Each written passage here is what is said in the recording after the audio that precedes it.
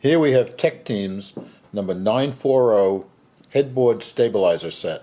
Although this is extremely effective in stabilizing a headboard that wants to dance around all over the place and slide against the floor and bang against the wall, it has many other uses. For example, they also make excellent door stops.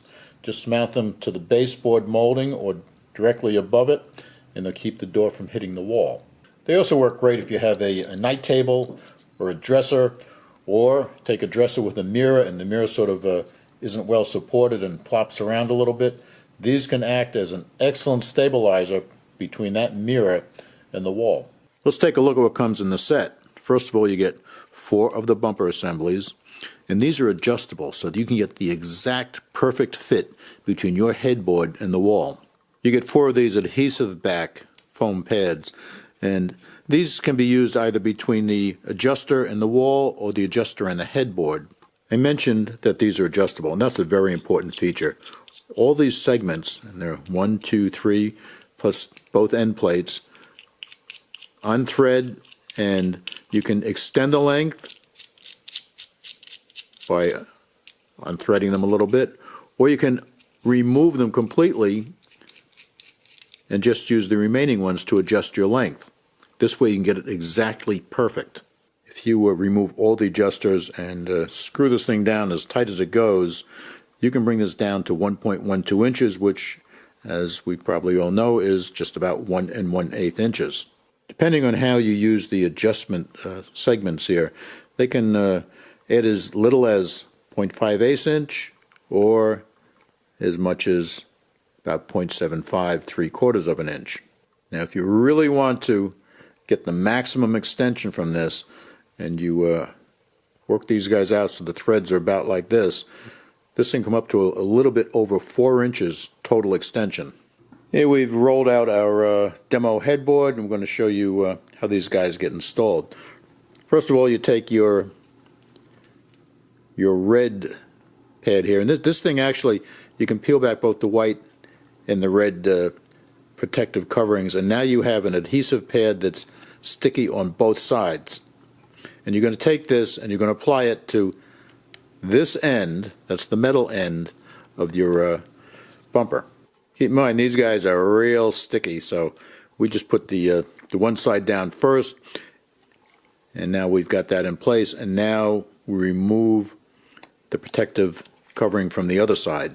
Now, if we feel it's necessary and we want to put a little bit more cushion against the wall, we can peel off the covering on this one and apply it to this face also. Now that we have this guy in place, let's say the wall is another 1.5 inches, 2 inches away, what we do is we just simply turn our little sections counterclockwise, and that will extend the length until you make good, solid contact with the wall. Now a couple of hints. See the plate here that's against the headboard? That has holes in it. If you have enough meat on your headboard, in other words, if the wood is thick enough, you can also use small screws in these holes to further secure this to the headboard. Another thing we highly recommend is not to use only one, but to use 2 of them to spread out the stress that's going to be applied to the wall when the headboard moves back and forth. Depending on your circumstance, something else you may want to do is to put a piece of wood against the wall and mount it across studs. Now, studs usually mount in at 16-inch on center, so you need a piece of wood probably at least 18, 20 inches long, and then have the bumpers make up against the wood. This way you're not going to cause any damage to the wall. The vast majority of beds use a metal bed frame, and that bed frame very typically either has glides underneath it or it has some type of a caster. What that means is, to get a result that you're going to be really happy with, is you're going to have to keep the bottom of the bed, namely the legs or the feet, rollers, whatever, from sliding around the floor. Depending on the floor surface that you have, that means you're going to need something like this Tech Team number 725 steel caster cup with a carpeted bottom. This will give you excellent traction on a carpeted floor.